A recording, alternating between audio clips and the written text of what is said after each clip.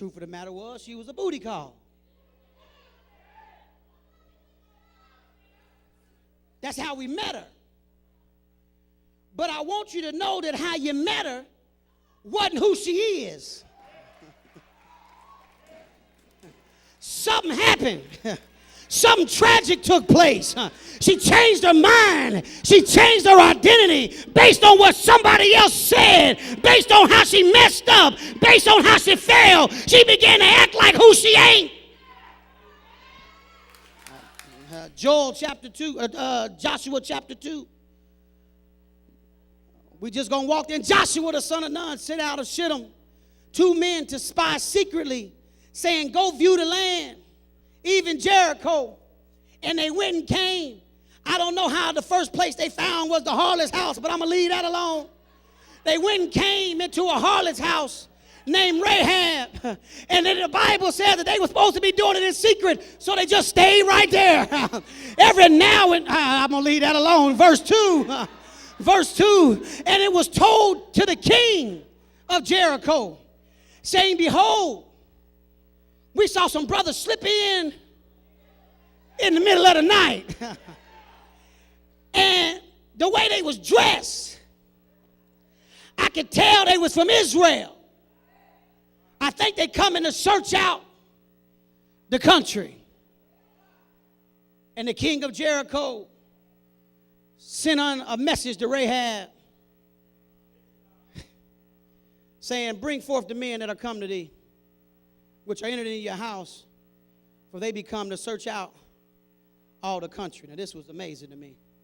And the woman took the 2 men and hid them and said thus, there came, and now she's speaking to the king's people. I'm just trying to tell you, the chick was bad enough that they didn't even come with a warrant. I'm trying to tell you that the girl had enough influence in the city that the king didn't bombard her house. I'm trying to tell you that she knew somebody that knew somebody that knew somebody that the king wasn't willing to mess with her. He asked her to give up the fellas. Rahab said, you know, it's a man that came in. But I went not where they were. And it came to pass about the time y'all was going to shut it down. You know, it was dark outside. They split. And where they went, I ain't here. She said, but if you would go get them now, you'll probably catch them. Now, not only did the king not bombard her house, but the king's servants obeyed her commandment. Oh, y'all ain't hip now. Now, this supposed to be the hoe. This supposed to be the woman of the night. This supposed to be the nobody. This supposed to be the trash. This supposed to be the derelict. And the king's servants obeyed her word. You know why? Keep going. Verse 6. But she brought the men up to the roof of the house and hid them with the stalks of flask. Everybody say silk in a wool country. I'm talking about she had stalks of flask when everybody else was wearing cotton and wool. She had silk on standby. She had enough which she had laid in order upon the roof. In other words, she had a multiple of colors and sizes and shapes of flask. Tell somebody she had a little something. She had set them away. Somebody in here, God has put something on the inside of you, but because of some kind of trauma, you done set your stuff away. It's the very thing that could have got her out of the profession she was in. She didn't have to do what she was doing because she had money on the roof. In other words, it was locked up in her mind. She had her finances and her resources, but they was locked up in her mind. That's why David said, he restoreth my mind. He restoreth my suke. joy. He restoreth my thinking. He helped me to remember what I done locked away. Some of y'all done locked some stuff away, and it's the key to your deliverance. You begging God to give you an idea. Tell somebody, unlock it. But the Bible says that the men pursued him all the way to Jordan. And as soon as they pursued after them, were gone out, the Bible says they shut the gate. And before they laid down, talking about the men on the roof, she came up to them. And I need you to know that these spools were so big that when the men laid down, you couldn't see them. These wasn't no punks. These were spies. See, back there, they didn't have no AK-47s and no walkie-talkies. They had to have muscles and spears. So these were some big boys with some weaponry and some stuff for provision during their stay. But she had some stuff that was tall enough that it was able to hide them. Tell your neighbor you got resources that can cover somebody. You just got to learn how to get to them again. You need a reason to get to your resources. God gave Rahab a reason to go back to what she had hid away from herself because she had shamed herself.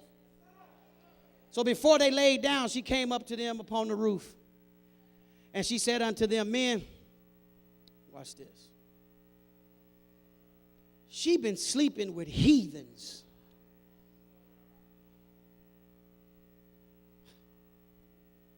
She says, I know.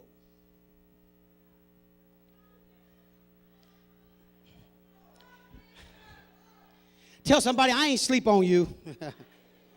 I know that the Lord has given you the land.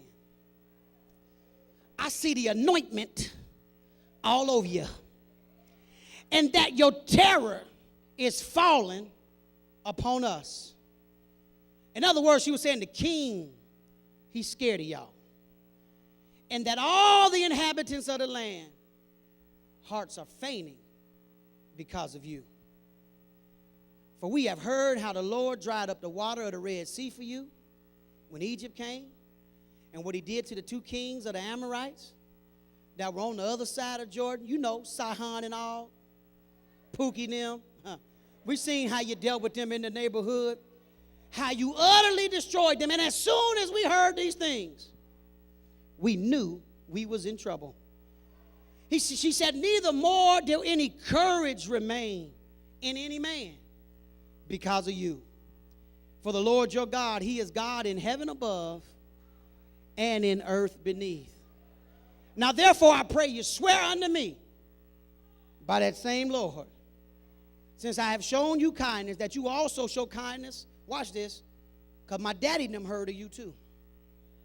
And she said, and I need you to give me a true token that you will save my father, my mother, my brother, and my sister. I'm telling you how your prayer ought to sound. I'm telling you how your prayer ought to sound. God, give me a token that you'll save my mama, you'll save my daddy, you'll save my brother. Some of y'all got sisters and brothers in here that need to be saved. Somebody got a mama and a daddy that really need to know the Lord. I'm trying to tell you that God will make a covenant with you.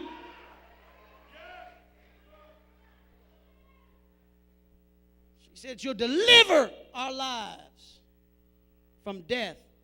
The men answered her, our life for yours, if you utter not this our business.